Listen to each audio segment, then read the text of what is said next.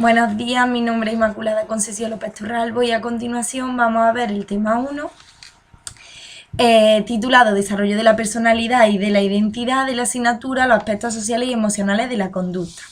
Pues bien, en primer lugar vamos a hablar de psicología del desarrollo en cuanto a las dimensiones y periodos existentes. Dentro de las dimensiones pues encontramos varias, entre ellas tenemos la física y psicomotora, es decir, engloba la base genética y cambio en el sistema motor. Por otro lado tenemos la dimensión cognitivo-lingüística, que engloba pues todos los procesos intelectuales del pensamiento. Y por otro lado tenemos la dimensión socioemocional, que ya engloba pues cualquier proceso de la socialización. Dentro del desarrollo pues encontramos distintas etapas del ciclo vital y entre ellas pues destacamos la primera infancia, que va de 0 a 2 años y corresponde con la etapa de escolarización, educación preescolar. La infancia temprana se daría entre los 3 y los 5 años, es decir, la educación infantil. Por otro lado, la infancia media, que ya va de los 6 a los 11 años, que correspondería con la educación primaria. Por otro lado, ya tenemos la adolescencia, que va entre los 12 y los 18 años, que corresponde con la etapa de escolarización, la educación secundaria obligatoria, y ya pues la juventud, que va de los 19 a los 35 más o menos, la adultez de los 36 a los 65 y la vejez, que ya sería pues las personas mayores de 65 años.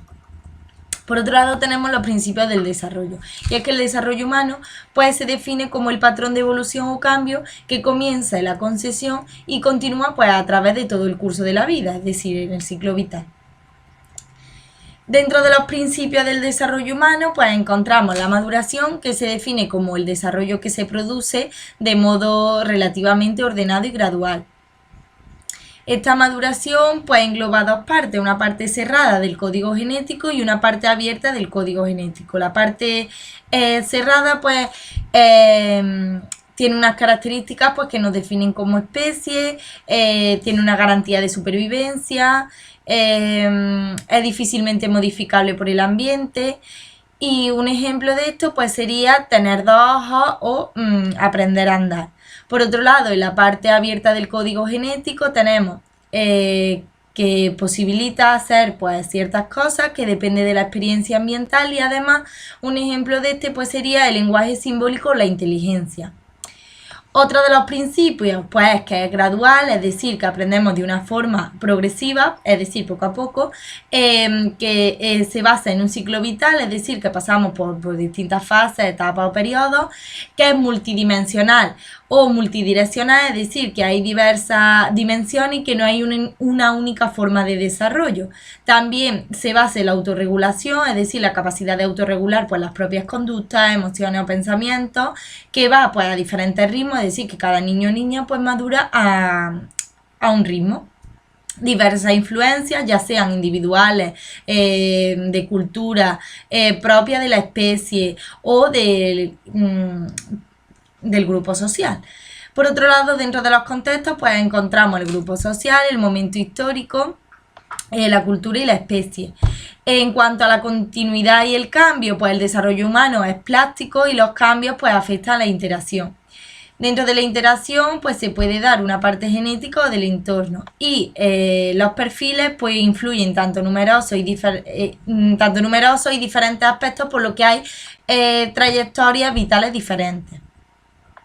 Por otro lado, si hacemos una visión compleja y completa del ser humano, pues vemos que no existe una teoría que sea única para entender el desarrollo humano en toda su complejidad.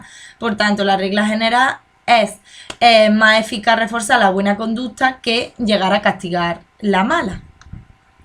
Y nos planteamos la siguiente cuestión, y es, por ejemplo, cómo hacer un buen uso de técnicas conductuales con los niños y adolescentes en nuestras escuelas. Pues por un lado tenemos describir la conducta objetivo y el contexto dentro de las posibilidades. Por otro lado, asociar el refuerzo y el castigo a conductas concretas. También limitar el uso del refuerzo material, aplicar reforzadores de manera inmediata, no usar reforzadores referidos a necesidades básicas. Por otro lado, los reforzadores pues no ejercen el mismo efecto en todos los niños y adolescentes. Por tanto, hay que ajustar el refuerzo a la conducta. Un premio conseguido no puede usarse como reforzador punitivo. Hay que mostrar expectativas positivas con éxito, aplicar los castigos sistemáticamente y con autocontrol. Hay castigos éticamente inaceptables, no se debe hacer un uso excesivo ni abusivo de los reforzadores y castigos. Es fundamental acompañar el refuerzo y el castigo con diálogo y razonamiento, y es muy importante la motivación y el interés del aprendiz. Bueno, aquí acabaría la primera parte del módulo y ahora vamos a ver el tema 2. Que trata sobre la socialización y los factores influyentes de las conductas sociales.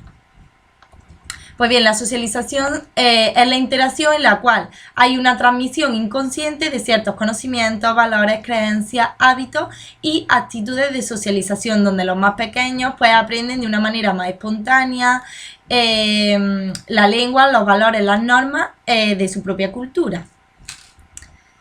Dentro del proceso de socialización, pues encontramos los aspectos mentales, es decir, la adquisición de conocimientos y experiencias referidas a personas o sociedad. Por otro lado, los aspectos afectivos, que engloba la formación de vínculos, de conducta de apego y una vinculación afectiva con una persona en particular o un grupo.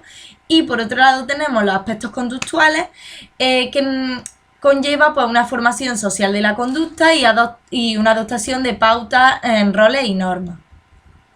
Dentro del ámbito de la socialización pues encontramos tres factores.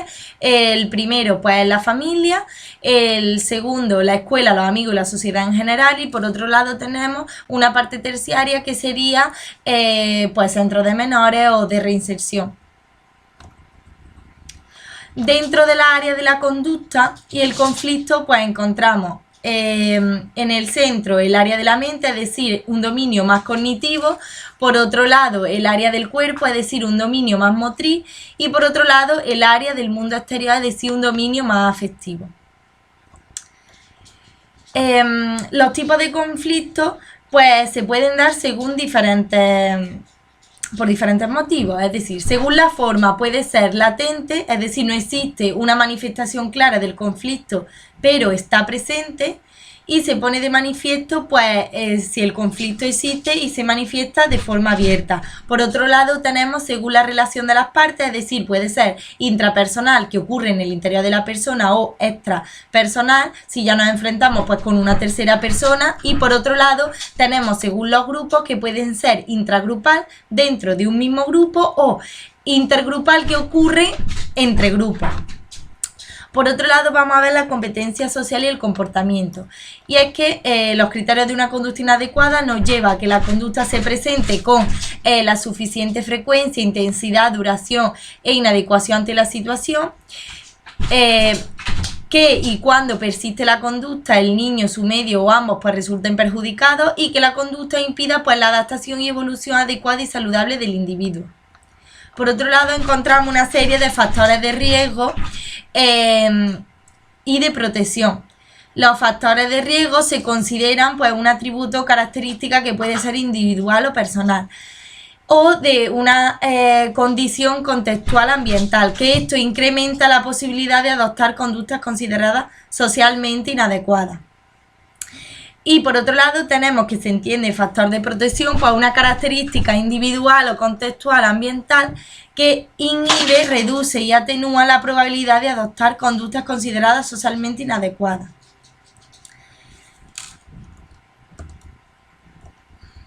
Por otro lado tenemos una prevención de las conductas de riesgo, mirada puesta en la resiliencia. La resiliencia pues se define como el proceso o la capacidad de llegar a una adaptación exitosa a pesar de las circunstancias desafiantes o amenazadoras.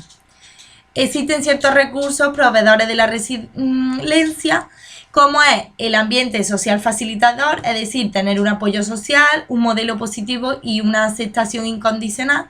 Por otro lado, recursos más personales, es decir, ya basado en la autoestima, en la autonomía, el autocontrol, la empatía, el optimismo, el control de impulsos y habilidades sociales para tener un manejo de situaciones ante conflictos o problemas personales e interpersonales. Pues bien, como conclusión de este módulo, pues tenemos que la familia y la institución educacional es un medio pues, de intervención para fomentar factores protectores o bien pues, disminuir los factores de riesgo entre los jóvenes. Y por otro lado, si se adquiere una autoestima o un sentido de competencia y de pertenecer a una familia estable, es menos probable que sientan la necesidad de entregarse a comportamientos de riesgo. Y bueno, pues hasta aquí abarcaría la explicación del módulo 1 y 2 y simplemente dar gracias por su atención.